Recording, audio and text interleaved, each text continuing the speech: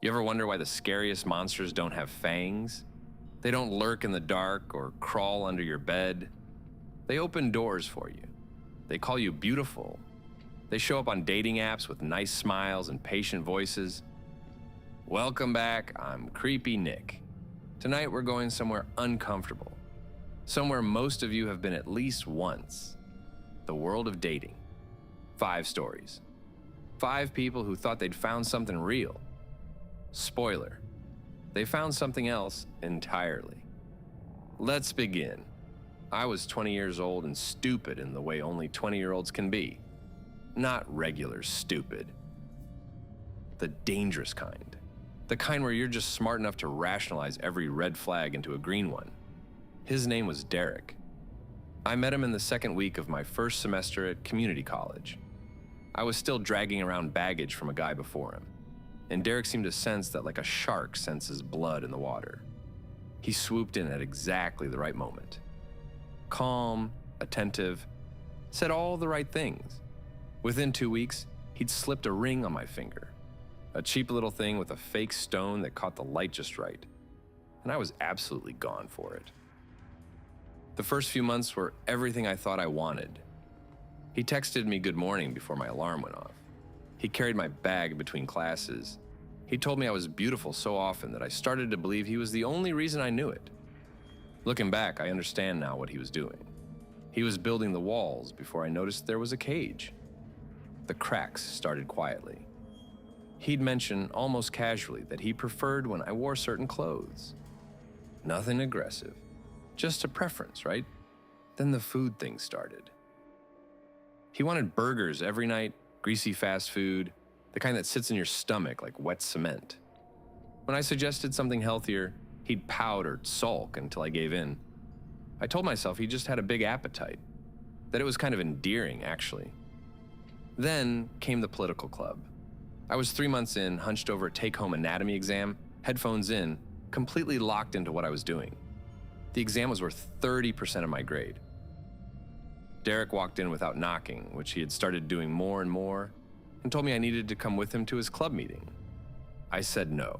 I said it politely. I said it clearly. I said it 3 times. He walked over to my desk and without a single word, he slammed my laptop shut. Right on my fingers. I remember the sound before I registered the pain, this hollow plastic crack. Then, the throbbing started. I sat there staring at my hand like it belonged to someone else. And Derek just stood there looking at me, not angry, not guilty, just waiting. He told me I needed to support him more. I went to the meeting, throbbing fingers and all. And God help me, I apologized to him on the way there. That was the door opening. And once it opened, it never closed again. He stopped pretending after that. He didn't need to. If he wanted something, he took it. Dinner, company, intimacy.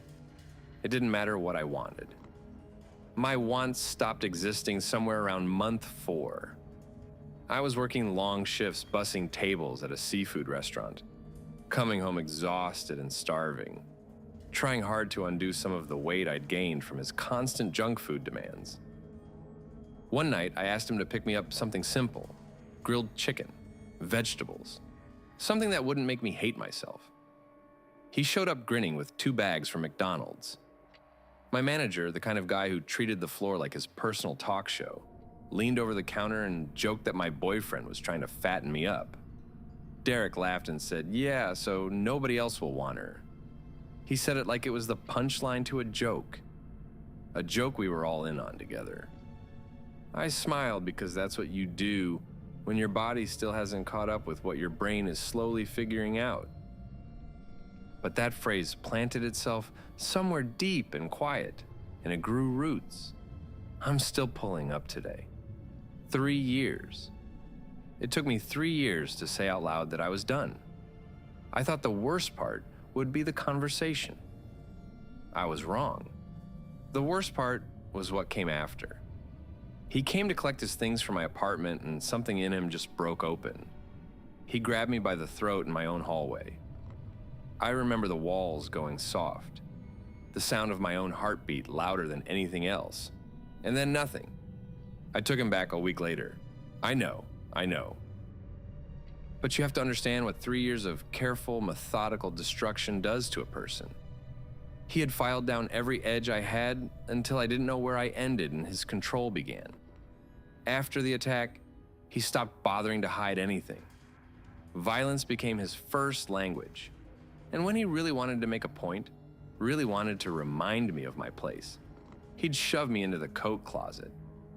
The light switch was on the outside. I'd sit on the floor in the dark while I heard him laughing at his phone. Videos, stupid videos. And I would try to breathe slowly enough that he wouldn't hear me through the door. It's been years, and I still sleep with the light on. I'm not ashamed of that anymore. It's the truth. The night it finally broke me, he got me drunk. Deliberately, methodically drunk. And then he crossed the one line he had somehow always left intact before. I can't say more than that. I won't. But I will say that I lay there afterwards staring at the ceiling, and something that had been barely holding together just quietly gave out. My friend Cassie saved my life. Not dramatically, not all at once, but she showed up and kept showing up until I finally let her help me. I moved out while Derek was at work. One bag, one afternoon, and I never looked back. I didn't go to the police, partly no proof, partly because after 3 years of being told I was worthless, I genuinely believed no one would care. I'm in therapy now. I'm still working through it. But for the first time in a long time, I recognize myself again. And if you're in something that even whispers of what I just described, please, get out. Get out now. You are worth so much more than a locked door and a light switch just out of reach. They say love makes you blind. But in my experience, the truly dangerous ones don't blind you. They do something far more patient. They make you doubt the things you see clearly. That last story was about walls built slowly, lovingly, until they became a prison. Our next story is a little different, a little lighter on the surface, but sometimes the most ordinary evening can take a turn so sudden, so quiet, that you don't realize what you just walked into until you're already inside it. I'm 32 years old, and I had been single long enough that my friends had officially stopped setting me up and started sending me memes about cats instead. I resisted the apps for years, argued they were shallow, fake, a digital meat market dressed up in pastel colors and witty prompts. Then my buddy Marco met his girlfriend on Hinge and would not shut up about it, and I figured, fine, 1 month. What's the worst that could happen? The first few weeks were exactly as painful as I expected. Awkward conversations that fizzled out, matches who responded once and vanished, one woman who asked my star sign and disappeared the moment I said Scorpio. Classic. But then I matched with a woman named Renata. From the first message, it was different. We were both into obscure documentary series, hated the same overhyped restaurants, and had the exact same opinion about airport food. It felt easy in a way online conversation almost never does. After about 10 days of back and forth, we decided to meet at an Italian place I liked near my apartment in a mid-sized Midwestern city that I will describe only as the kind of place where everyone knows each other's business and nothing interesting ever happens. The dinner was genuinely great. Renata was sharp and funny, and there was real chemistry. Not the manufactured kind you perform on first dates, but the kind that makes 2 hours feel like 20 minutes. I drove home that night feeling cautiously optimistic for the first time in a long time. For our second date, she suggested coming over to my place. I offered to cook. I should be transparent here. Cooking is the one area of my life where I'm quietly, privately confident. My mom put me in the kitchen at age 12 and never let me leave. I had a full menu planned. She arrived around 6. I had music on, something low and relaxed. The kitchen smelled good. Everything was exactly right.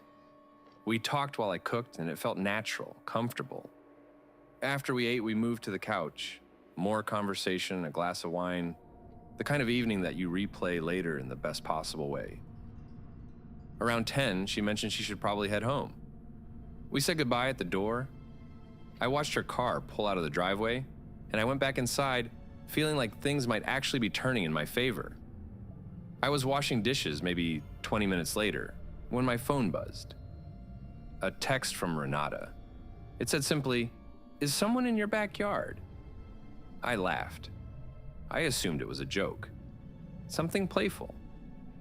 I typed back, "Yeah, probably the ghost of my love life." She replied immediately, "No, I'm serious. I saw someone standing by your fence when I pulled away. I thought it was you at first, but you were still on the porch. They were just standing there, looking at your house." I put down the dish, walked to the back window, didn't turn on the outdoor light, just looked, and there was a shape. Dark, still, just inside the tree line at the back of the yard. I stood there long enough to be sure I wasn't imagining it. Long enough for my brain to stop making up comfortable explanations and start taking inventory of every unlocked window in the house. I called the police. They came, walked the yard, found nothing. Footprints in the soft ground near the fence. Fresh ones. They told me it was probably a neighborhood kid cutting through. Probably. I didn't sleep well that night, and 2 days later, I noticed my spare key, the one I kept under a ceramic pot by the back door as a habit I had never bothered to break, was sitting slightly off-center. Not missing, just moved, maybe an inch. I replaced all my locks the next morning. Renata and I went on a third date. I didn't tell her any of that. Some things you hold close until you know for certain what they mean. And some things you're not sure you ever want to figure out. The last story wanted you to check your locks. Twice.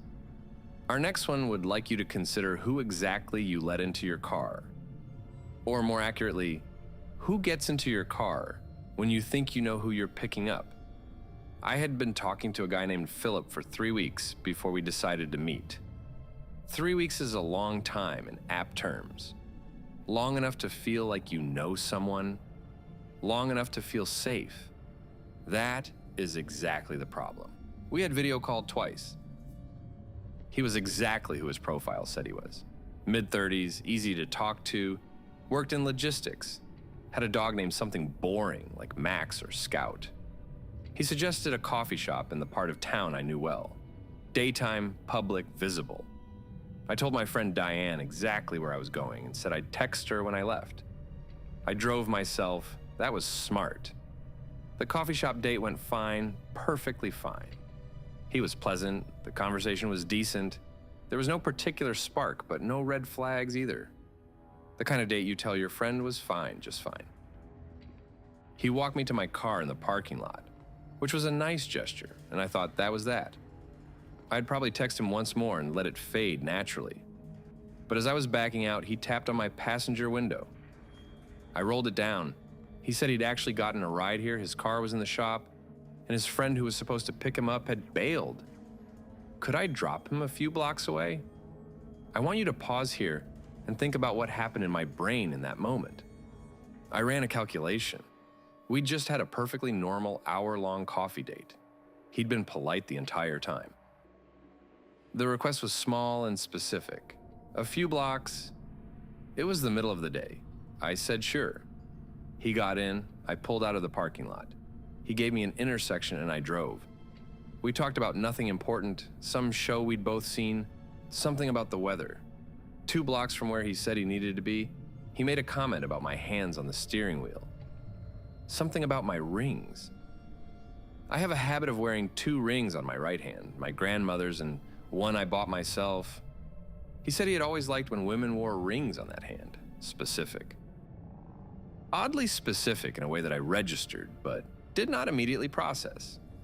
Then he asked if I wanted to just park for a minute. Kept talking that we were having such a good conversation and he didn't want it to end. I did not park. I said I had somewhere to be. I said it with a normal voice and a normal face, while every nerve in my body rearranged itself into something cold and alert. I pulled up to the intersection he'd named. I said it was great meeting you. He paused just long enough and then said, "Thanks for the ride." He got out. I watched him in my mirror. He didn't walk toward any building. He stood on the corner for a moment. Then he slowly turned and looked back at my car. I drove. I didn't stop until I was home with the door locked. I texted Diane everything. She told me I was overreacting.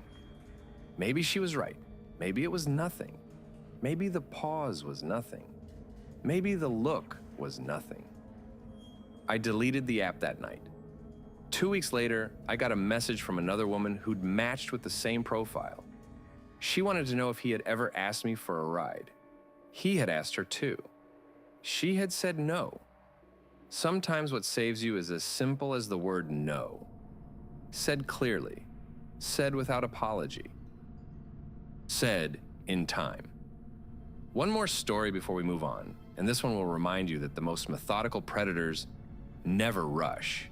They wait, they build, and they do it so gradually that when you finally see the shape of what's been happening, you're already in the middle of it.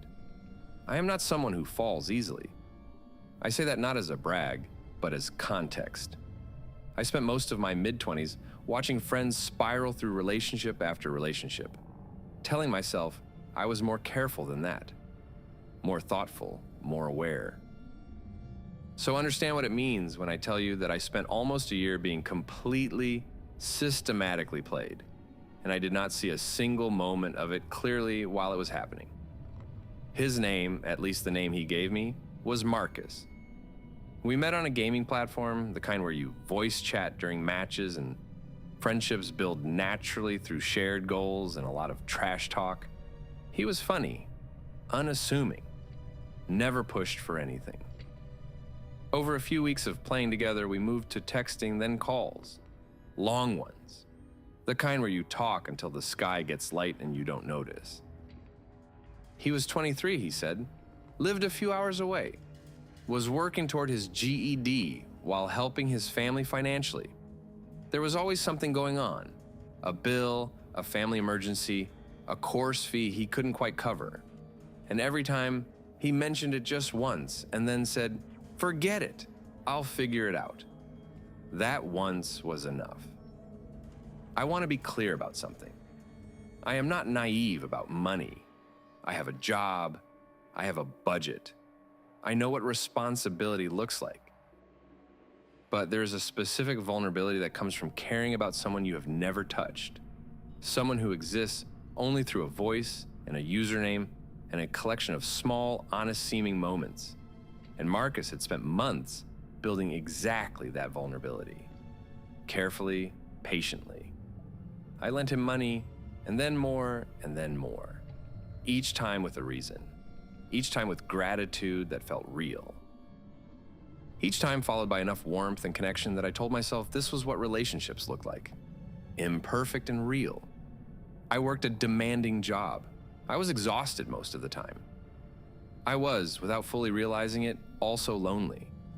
The calls with Marcus were the brightest part of my week.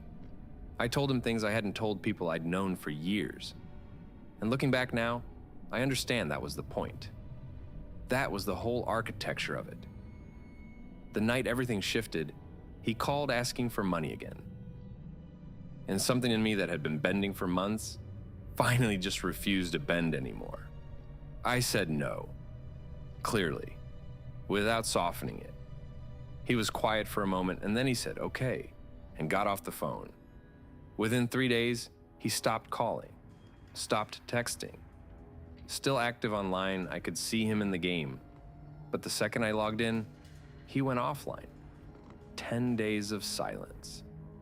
And then a call out of nowhere, casual as a Tuesday, telling me he was going through a lot and couldn't do a relationship right now, but maybe we could be friends. I told him exactly where to put that offer and hung up. He had already been working on the exit before I said no. Within 2 weeks, every mutual friend we had in the gaming community had iced me out completely. One of them eventually told me what Marcus had said. that I had been controlling, that I had been manipulative, that I had made him miserable. He had delivered his version of events to everyone who would listen while I was still sitting with my phone, waiting for an explanation that was never coming. I did some digging afterward. The GED center he had mentioned, the specific one, had no record of him ever enrolling. The fees he had described to the dollar didn't match their actual costs. And through a connection I won't explain, I eventually confirmed that Marcus was not 23. He was 19. He had a new target within a month of cutting me off. I kept every receipt, every transaction, every chat log. I still have them. I don't know entirely why. Maybe because the paper trail is the only proof that I'm not crazy, that it really happened, that a person I cared about built an entire false life and invited me to fund it. Maybe because someday those records will matter to someone else he's already found. Please be careful out there. Please. The people who take the most are often the ones who ask for the least at first. And that, as they say, is where we'll leave it tonight. 5 stories. 5 people who wanted something ordinary, something human, and found instead how easily ordinary things can turn. Dating apps, dinner dates, a second floor window, a ride home, a gaming headset at midnight. None of it glamorous, all of it real. I'm Creepy Nick. Stay safe out there. And maybe, just maybe, double check your locks before you go to sleep tonight. Sweet dreams.